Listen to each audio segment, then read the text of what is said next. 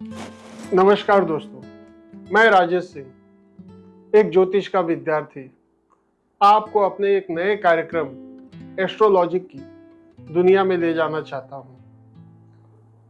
दोस्तों, भारतीय ज्योतिष परंपरा एक अद्भुत और विशाल परंपरा है।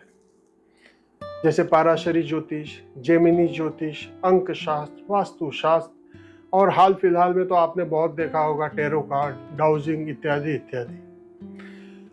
पर मैं आपसे कृष्ण मूर्ति पद्धति द्वारा केपी एस्ट्रोलॉजी जिसे कहते हैं, इसके द्वारा मैं विचार विमर्श करूंगा। दोस्तों, एक ही तारीख, एक ही जन्म स्थान, एक ही समय एक जुड़वा बच्चे पैदा होते हैं, पर दोनों का प्रारब्ध और किस्मत अलग अलग क्यों? एक चोर तो एक सिपाही क्यों? एक अमीर तो एक गरीब क्यों? ऐसे ही कुछ कठिन प्रश्नों के उत्तर कृष्णमूर्ति जी ने नक्षत्रों की गणना द्वारा सुलझाया है। इन्हीं कृष्णमूर्ति पद्धति के नियमों द्वारा मैं आपके जीवन के जुड़े लगभग सभी प्रश्नों के उत्तर दे सकता हूं और देने की कोशिश करूंगा।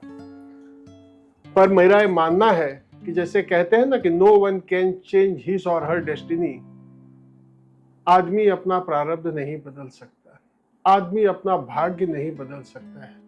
जो भोग उसके जीवन में लिखा है, सुख या दुख, वो भोगेगा और भोगता चला जाएगा। पर हाँ, हमारे ज्योतिष के कुछ उपायों द्वारा परम पिता परमात्मा के सामने प्रार्थना करने से वो दुख कुछ हद तक कम हो जाता है। लेकिन इस दुनिया में कोई इंसान नहीं जो अपना प्रारब्ध बदल सके।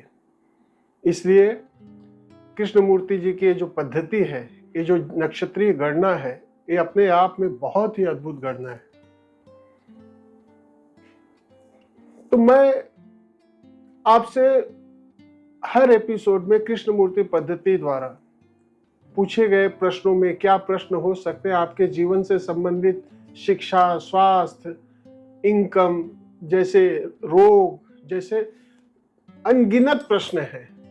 बच्चे की शादी, बेटी की शादी और पढ़ाई, बेटा विदेश जाएगा कि नहीं, क्या विदेश में उसे अच्छी नौकरी मिलेगी, या पर्सनल सवाल, क्या मेरे जीवन में कोई खतरनाक एक्सीडेंट है, मैं इतना निराश क्यों हूं, क्या मुझे वो खत आने वाला था वो आएगा, क्या मुझे जिस टेलीफोन के घंटी सुनने का इंतजार है वो क्या अभी सुनाई देगा। ऐसे ऐसे छोटे और बड़े बड़े प्रश्न। क्या कोई मेरे साथ धोखा कर रहा है? क्या मैं जो अपनी बेटी की शादी कर रहा हूं कहीं किसी रेपिस्ट या क्रिमिनल से तो नहीं कर रहा है? ये सब जानकारी आप बड़े सरल तरीके से कृष्णमूर्ति पद्धति के नियमों द्वारा जान सकते हैं और अपने उस खराब समय को, अपने उस बुरे समय को कुछ हद तक आप सीमित कर सकते हैं, कम कर सकते हैं। लेकिन वो प्रारब्ध तो है, वो तो होना ही है, प्रारब्ध कोई टाल नहीं सकता। तो चलिए हम मुद्दे की बात करते हैं। दोस्तों, आजकल लोकतंत्र का एक महापर्व चल रहा है, यानी चुनाव चल रहा है। हम अपने कार्यक्रम की शुरुआत इस पर्व काल से करते हैं और जानने की कोशिश करते हैं कि इस चुनाव में कौन जीतेगा, कौन हारेगा, किसकी सरकार बनेगी, कौन आएगा, कौन जाएगा, किसके सर सजेगा ये प्रधानमंत्री का ताज, और कौन फिर इंतजार करेगा 5 साल का। दोस्तों, इस चुनाव में देश की 2 बड़ी पार्टियां अपनी सहयोगी पार्टियों के साथ चुनाव लड़ रही हैं, जिनमें अजय से दिखने वाले श्री नरेंद्र मोदी जी, वर्तमान में जो प्रधानमंत्री है, वो अपने सहयोगियों के साथ तीसरा टर्म यानी 400 पार के जद्दोजहद में लगे हुए हैं। दूसरी ओर कांग्रेस के राहुल गांधी जी, जो अपने एक नए दृढ़ संकल्प और ऊर्जा के साथ इस चुनाव में, जिन्होंने नरेंद्र मोदी जी के खेमे में एक भूचाल सा ला दिया है। जनता क्या सोच रही है, क्या नहीं सोच रही है, ये तो आप सोशल मीडिया पे देखते ही हैं। तो हम भी जानने की कोशिश करेंगे कि कौन जीता, कौन हारा, किस उम्मीदवार ने जीत को गले लगाया, किस उम्मीदवार को हार का सामना करना पड़ा। हमें सभी जानने की कोशिश करेंगे किसकी सरकार बनेगी, किसे कितनी सीटें आएंगी, इत्यादि इत्यादि। तो दोस्तों, मैं आपको इस सफर में लेके चलता हूं एक उदाहरण के साथ। उदाहरण ही नहीं, एक मेरे मित्र हैं, वो अपने एक मित्र जो मुंबई महाराष्ट्र के बहुत बड़े कद्दावर नेता हैं, उनके पास लेके गए। नहीं राजेश जी, आपको चलना पड़ेगा, आप एक बार देखिए क्या है, बहुत अच्छे इंसान है, ऐसे कहते हुए लेके गए। और मैं चल पड़ा उनके साथ। उनके साथ मैं बैठा, उन्होंने मेरा इंट्रोडक्शन कराया कि राजेश जी हैं, ज्योतिष के अच्छे जानकार हैं, ऐसे वैसे। इन्होंने 2009 में जो प्रिडिक्शन किए थे वो सब सही साबित हुए थे, एक आध दो छोड़कर। मैंने कहा ना, 100% कोई इस दुनिया में नहीं है, मुझसे भी गलतियां हो सकती है, मेरा कोई भी प्रिडिक्शन फेल हो सकता है, मैं भी इंसान हूं, पर मैं पूरी कोशिश करूंगा कि आपको 100% उत्तर दे सकूं। तो उन नेताजी ने कहा कि मुझे इस पर कोई विश्वास नहीं है और मैं ये सब मानता नहीं, मैं कर्म को मानता हूँ। मैंने कहा बहुत अच्छी बात है, कर्मण्येवाधिकारस्ते मा फलेषु कदाचन। गीता में यही तो कहा गया है, कर्म करते रहो, फल की चिंता मत करो। तो मैंने उनको कोई जोर जबरदस्ती नहीं की। फिर वो आधे घंटे तक मेरे साथ विचार विमर्श करते रहे और आखिर में उनका गुबार टूटा और उन्होंने एक प्रश्न कर ही लिया। तो उन्होंने मुझसे पूछा, चलिए सच्चे, मैं एक प्रश्न का उत्तर जानना चाहता हूँ। मैंने उनसे कहा, देखिए आप इस विद्या पे विश्वास नहीं करते तो आप ना पूछे तो ही अच्छा है। कहे नहीं, मैं सच्चे दिल से प्रश्न का उत्तर जानना चाहता हूँ। और मैंने कहा, अच्छा चलिए पूछिए, आप तो उसी पार्टी से संबंधित हैं, आप यहाँ के बहुत बड़े पद पे आसीन रह चुके हैं, तो ये तो आपका घर ही हुआ, तो घर का सदस्य प्रश्न पूछ सकता है, पूछे। तो उन्होंने एक अजीब सा प्रश्न किया जो आज तक किसी ने नहीं किया। क्या 2024 के लोकसभा चुनाव में कांग्रेस पार्टी को 150 प्लस सीटें मिलेंगी? मैं भी थोड़ा चौंका। मैं बोला, चलिए देखते हैं माता रानी आपको क्या जवाब देती है। मैंने उनके सामने अपने 1 से 249 के अंकों की टोकरी रख दी। उसमें से उन्होंने अंक निकाला 209, एक कॉइन। उस नंबर के अनुसार मैंने उसी समय एक प्रश्न कुंडली बनाई जिसका उत्तर बड़ा चौंकाने वाला आया। और मैं कुछ नियमों के द्वारा आपको ये समझाने की कोशिश करूंगा संक्षिप्त में, क्योंकि हम इसके बारे में आगे एपिसोड्स में बात करते रहेंगे। बहुत सी समस्याएं हमारे देश में और एक पर्सनल जीवन में भी बहुत सी समस्याएं हैं। तो हम इसको आगे देखेंगे कि हर समस्या, हर प्रश्नों के लिए किस किस नियम का कौन सा नियम लागू होता है।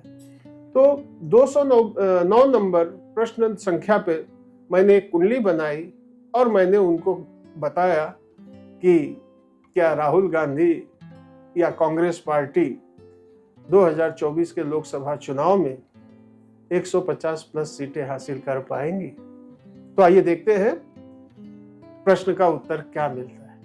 तो दोस्तों, जिन महानुभावों ने मुझसे सवाल किया था, उन्होंने ये सवाल 25 अप्रैल 2024 4:10 पर मुंबई में शहर में उन्होंने मुझसे सवाल किया था। और प्रश्न समय जो कुंडली बनी थी वो ये थी, और कस्प कुंडली ये कुंडली बनी थी। मतलब कुंभ लग्न हुआ था और सप्तम नवम भाव में चंद्रमा है। तो हमने पहले ये देखा कि चंद्रमा क्या रिफ्लेक्ट कर रहा है, चंद्रमा क्या इसको वो प्रश्नों की सत्यता को प्रमाणित कर रहा है, जिससे हम चंद्रमा के रिफ्लेक्शन से समझ सकते हैं। चंद्रमा गुरु और शुक्र के नक्षत्र में, चंद्रमा नवम भाव में बैठा है और छठे भाव का राशि है। मतलब वो चुनाव से, छठे भाव से हम चुनाव जीतना देखते हैं। अगर छठे भाव का सब लॉर्ड 6, 11, 10, 3, 1 इन भावों का कार्येशु और साथ में महादशा अंतरदशा भी गोचर में इन भावों को रिप्रेजेंट करता हो तो आप समझ लीजिए कि वो आदमी उस चुनाव में, उस प्रतियोगिता में विजयी होगा। तो चंद्रमा ने रिफ्लेक्शन दिया है सेकंड हाउस, 9th हाउस और 6th हाउस, और गुरु 3rd हाउस और 11th हाउस को भी रिफ्लेक्ट कर रहा है। मतलब चंद्रमा जब उनके पूछने के समय जो उनकी मन स्थिति थी वो चंद्रमा के कार्य नक्षत्रों द्वारा और उनके भाव द्वारा वो प्रमाणित हो रही है। तो आइए हम जानते हैं कि एक प्रश्न कुंडली क्या कहती है। उस समय लग्न, स्टार, राशि और दिन LSRD, उस समय ये शनि, गुरु, शुक्र और गुरुवार का दिन था। उस समय राशि शुक्र की राशि थी, नक्षत्र गुरु के नक्षत्र में चंद्रमा था और लग्न बना था कुंभ का, जो यहाँ पे है। तो उस समय हमने प्रश्न निकाला तो हमने देखा कि 6th हाउस का सबलॉर्ड राहु है। राहु यहाँ क्या दे रहा है? द्वितीय भाव। राहु मंगल और बुध से उनका संबंध है। तो 20 डिग्री पे राहु, 21 डिग्री पे बुध और 1 डिग्री पे मंगल है। मतलब मंगल अभी अभी साथ में आया है राशि बदल के यहाँ पर 1 डिग्री पे। तो राहु का उनका एक संबंध तो बनता है, लेकिन स्ट्रॉन्गेस्ट संबंध उनका बुध और यहाँ गुरु की राशि है, गुरु में बनता है। तो राहु मंगल, अगर हम पहले मंगल को देखें तो मंगल यहाँ 1 और 10वें स्थान को वो दिखा रहा है। और राशि आप देखिए, बुध का नक्षत्र युति में आप देखेंगे तो बुध यहाँ पे द्वितीय स्थान, पंचम स्थान और छठे स्थान 2, 5, 8 ये इन भावों को इंगित कर रहा है। मतलब 2, 5, 8 मतलब 5 और 8 थोड़ी परेशानी है, सामने वाले को थोड़ा एज दिखाती है। लेकिन राहु का जो राशि भाव है वो गुरु का है और गुरु इस कुंडली में तीसरे, 11वें और दूसरे भाव को निर्देशित कर रहा है। मतलब राहु 10वें भाव को, 11वें भाव को, तीसरे भाव को, प्रथम भाव को, द्वितीय भाव को ज्यादा से ज्यादा निर्देशित कर रहे हैं। तो हम ये कह सकते हैं कि इस चुनाव में लड़ाई है दोनों में, लेकिन सबसे ज्यादा स्ट्रॉन्गेस्ट जो है प्रथम भाव, दशम, तृतीय और एकादश भाव को, लाभ स्थान के भाव को जो इंगित कर रहा है, यह दिखाता है कि हाँ संभावना बनती है कि वहां पे कांग्रेस 150 प्लस सीटें ला सकती है। और कितनी लाएंगी, कैसे लाएंगी, ये दशा और अंतरदशा पर निर्भर करता है। अब दशा देखिए गुरु का। गुरु इस कुंडली में तृतीय, एकादश और द्वितीय भाव, और नक्षत्र लॉर्ड गुरु का है सूर्य और मंगल, सब लॉर्ड सूर्य और मंगल। सूर्य क्या दे रहा है? द्वितीय भाव और सप्तम भाव। सप्तम भाव हम जनता का भाव, सामने वाला प्रत्याशी। और मंगल क्या दे रहा है? मंगल दे रहा है प्रथम भाव और दशम भाव। तो कहीं न कहीं महादशा यहाँ पर कांग्रेस पार्टी को एक अच्छा, बहुत अच्छा एज दे रही है। अब आ जाते हैं अंतरदशा में। अंतरदशा में शुक्र, केतु और शुक्र के ही सब में है। शुक्र यहाँ पे द्वितीय भाव, चतुर्थ भाव और नवम भाव, और केतु यहाँ पे बैठा हुआ अष्टम भाव में। अब ये अंतरदशा केतु पे वही है, मंगल बुध की दृष्टि है, केतु बुध के ही है, तो वही आपका हाउस वही रिफ्लेक्ट करेगा, मंगल और अपना बुध का। तो अंतरदशा कहीं न कहीं एक लड़ाई, एक कांटे की टक्कर दिखा रही है। आते हैं प्रत्यंतर दशा शनि पे। शनि यहाँ पे लग्न भाव को और 12वें स्थान को इंगित कर रहा है, और चंद्रमा यहाँ पे नवम और छठे भाव को इंगित कर रहा है। मतलब अब ये कहें कि 150 का 200 सीटें हो तो मुझे संभावना नहीं दिखती, लेकिन महादशा, अंतरदशा और आखिर में जो सूक्ष्म दशा है 4 जून का, चंद्रमा का सूक्ष्म दशा है, अगर चंद्रमा के सूक्ष्म दशा में देखें तो चंद्रमा नवम भाव और 6th हाउस को सिग्निफाई कर रहा है। चंद्रमा गुरु के नक्षत्र में है। गुरु आपके कुंडली में तृतीय भाव और एकादश भाव और द्वितीय भाव को, और चंद्रमा का सब लॉर्ड है शुक्र। शुक्र कुंडली में 2, 4, 9, कहीं पे 5, 8, 12 इन भाव को निर्देशित नहीं कर रहा है। तो मतलब जो 6th हाउस का सब लॉर्ड है या लाभ स्थान का सब लॉर्ड है, वो कहीं ना कहीं कांग्रेस को 150 प्लस सीटें देने का वादा तो नहीं कह सकता, लेकिन देने की कुव्वत रखता है। और इस लिहाज से मुझे ये लगता है कि कांग्रेस 150 प्लस सीटों पर आ सकती है या आएगी।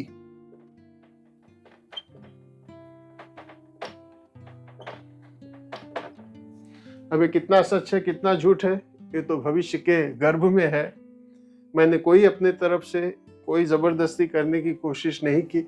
यहाँ देखिए बुध 2, 5, 8, लेकिन जब 2, 5, 8 सेकंड हाउस देता है तो सेकंड हाउस का मतलब 7th हाउस।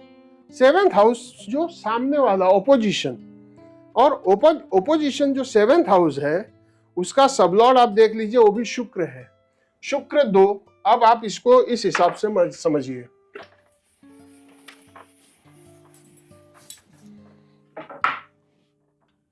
शुक्र द्वितीय भाव मतलब 7th भाव के लिए 8th भाव। शुक्र 4th भाव मतलब 7th भाव के लिए 10th भाव, और शुक्र 9th मतलब 7th भाव के लिए 3य भाव। ये 8वां स्थान है। अब आप शनि को भी देखिए, यहाँ पे आप किसी भी तरह से भी देखिए शुक्र 7th भाव का, और शुक्र का जो नक्षत्र लॉर्ड है केतु, और शुक्र अपना ही है। केतु देखिए इस कुंडली में, केतु यहाँ पे 8th भाव में बैठा है। ठीक है, तो देखिए यहाँ पे और यहाँ पे केतु 8th भाव मतलब लग्न को 8th भाव, और यहाँ पे शुक्र 7th भाव मतलब ऑपोजिट पार्टी, ऑपोजिट पर्सन, उनको इंगित कर रहा है। मतलब लड़ाई बहुत होगी। जितना एक्सपेक्ट कर रहे हैं उतना नहीं मिलेगा, लेकिन मुझे अभी भी लगता है कि 150 के आसपास सीटें तो निश्चित दिखाई दे रही हैं। और सबसे बड़ी बात दोस्तों, 8th भाव, 8th भाव साजिश, धोखा, निराशा, हार, परेशानी इत्यादि इत्यादि चीजों को वो दिखाता है। 8th भाव से हमको ये फल प्राप्त होते हैं। तो क्या साजिश हो सकती है? क्या चुनाव में कुछ खेला हो सकता है? मैं नहीं कहता, लेकिन 8th भाव का इतनी बार आना कोशिश तो होगी, लेकिन अंततः जीत सत्य की होगी, कोई भी हो। मैं किसी पार्टी पुर्टी का समर्थक नहीं हूं। हाँ, मेरी अपनी एक विचारधारा है, उसे मैं समय आने पे जरूर बताऊंगा, लेकिन ये दिल से किया हुआ प्रश्न है और दिल से दिया हुआ उत्तर है। बाकी समझदार आप लोग हैं। दोस्तों, अगर आप इसी तरह के वीडियो देखना चाहते हैं, सच्ची ज्योतिष, प्रैक्टिकल ज्योतिष के बारे में जानना चाहते हैं, तो आप जरूर जरूर जरूर मेरे इस चैनल को सब्सक्राइब कीजिए, शेयर कीजिए, लाइक कीजिए और बेल आइकन दबाना न भूलिएगा, क्योंकि मैं आपको ऐसे ही सच्चे और अच्छे वीडियोस ज्योतिष से संबंधित दिखाता रहूँगा, जिसमें आपकी परेशानियाँ बहुत हद तक ठीक हो जाएंगी। नमस्कार।